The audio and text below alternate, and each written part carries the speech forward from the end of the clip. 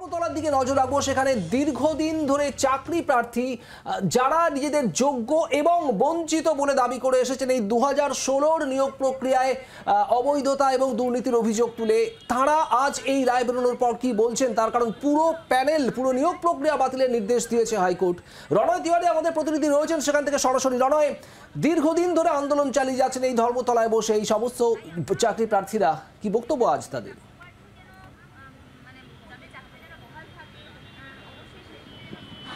দেখো, গান্ধী মূর্তির এই পাদদেশে আজকে তাদের ধর্ণা অবস্থানের 1135 দিন।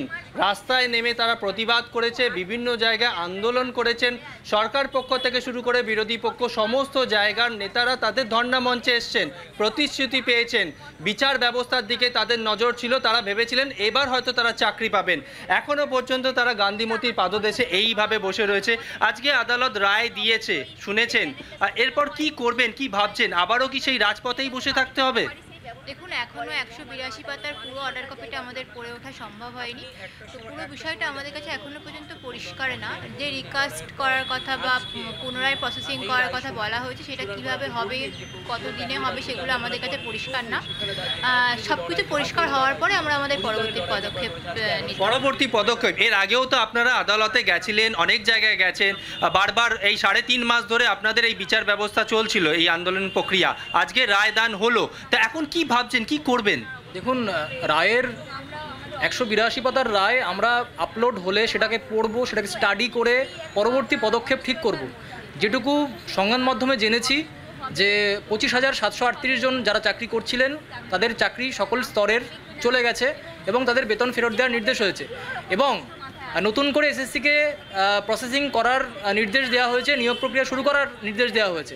এখন পুরোটা আমরা না জেনে এই মুহূর্তে পরবর্তী পদক্ষেপ কি করব সেটা বলতে পারছি না।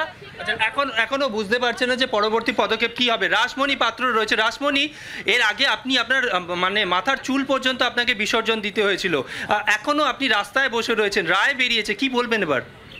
দেখুন, আমরা সবসময় বলেছি যে অযোগ্যরা বাতিল হয়ে যোগ্যরা চাকরি পাক। অযোগ্যরা বাতিল হয়েছে কিন্তু যোগ্যরা এখনও চাকরি আমরা পাইনি। তো সেক্ষেত্রে যেদিন যোগ্যরা, আমরা যারা যোগ্য, যাদের ওএমআর সঠিক, তো সেক্ষেত্রে যারা দীর্ঘ 8 বছর ধরে আমরা দীর্ঘ যন্ত্রণার সম্মুখীন হয়েছি, বিভিন্ন রকম মানে প্রতিকূল পরিস্থিতির মধ্যে দিয়ে গিয়েছি, প্রত্যেকে যতক্ষণ না আমরা চাকরিটা পাচ্ছি ততক্ষণ পর্যন্ত কিন্তু আমরা পুরোপুরি খুশি হতে পারছি না, ততদিন পর্যন্ত আমাদের সফলতা পুরোপুরি আসছে না। তো সেক্ষেত্রে আমরা একটাই প্রার্থনা করব যে যাতে প্রত্যেকটা যোগ্য প্রার্থীর কথা ভেবে পুরোপুরি প্রসেসিংটা হয়, প্রত্যেকের পরিস্থিতি মাথায় রেখে, মানে এই যে দীর্ঘ এত বছর ধরে একটা মানসিক, শারীরিক সমস্ত রকম পরিস্থিতি পরিবর্তন হয়েছে, সেই সব কিছু বয়স চলে গেছে, তো সেই রকম সব কিছু বিচার বিবেচনা করে যেন প্যানেলটা তৈরি করা হয়, প্রসেসিং করা হয় এবং যাতে প্রত্যেকে আমরা নিয়োগ পেয়ে স্কুলে বিদ্যালয়ে যেতে পারি সেই ব্যবস্থা। আবারও তো দীর্ঘ একটা সময় অপেক্ষা করতে হবে, এতদিন আপনারা রাস্তায় রয়েছেন এখনো পর্যন্ত, আবারও দীর্ঘ অপেক্ষা। দেখুন, আমরা চাই না তো অপেক্ষা করতে, এখানে একটা দিন আর বসে থাকতে চাই না, কিন্তু আমাদের পরিস্থিতি আমাদের এখানে বসিয়ে রেখেছে, আমাদের বাধ্য হচ্ছি বসতে। আমাদের চাকরি না হওয়া পর্যন্ত আমরা এখান থেকে উঠবো না, তো আমরা চাকরি নিয়েই তবেই আমরা এখান থেকে উঠবো। এবং আজকে অর্ডার কপি দেখে আমরা সেই রকমভাবে আমরা বিভিন্ন আইনজ্ঞ, আমরা পরামর্শ নেব আইনজীবীর, এবং সেই মোতাবেক আমরা অবশ্যই পরবর্তী স্টেপ নেব এবং আমরা চাকরি না নিয়ে আমরা বাড়ি ফিরছি না। অর্থাৎ তুমি শুনতে পাচ্ছ, চাকরি প্রার্থীরা অবশ্য বলছেন যতক্ষণ না পর্যন্ত তাদের চাকরি হচ্ছে, যতক্ষণ না পর্যন্ত তারা চাকরি পাচ্ছেন, ততক্ষণ পর্যন্ত গান্ধী মূর্তির এই পাদদেশ থেকে তারা উঠবেন না। এখানে আরেকবার অভিষেক সেনের কাছে আমি যাব। অভিষেক, চাকরি বাকিরা বলছে যে তারা চাকরি নিয়ে তবেই এখান থেকে উঠবে, কি বলবে এখন তোমরা? দেখুন, আজকের এই রায়ের পরে একটা কথাই বলবো যে আমাদের মানে অপেক্ষার প্রহর কিন্তু শেষ হলো না।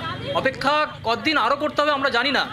এই গান্ধী মূর্তিতে মানে অলরেডি 1135 দিন আমাদের কেটে গেছে, আমাদের জীবন থেকে 8টা বছর চলে গেছে। এরপরে নতুন নিয়োগ প্রক্রিয়া কিভাবে শুরু হবে, সেই নিয়োগ প্রক্রিয়া আমরা আদৌ কি চাকরিটা পাবো, এই নিশ্চয়তা বা এই গ্যারান্টি কিন্তু আজকের এই রায়ের পরে আমরা পাচ্ছি না। বাংলার আওয়াজ, বাঙালির আবেগ, জি 24 ঘন্টা।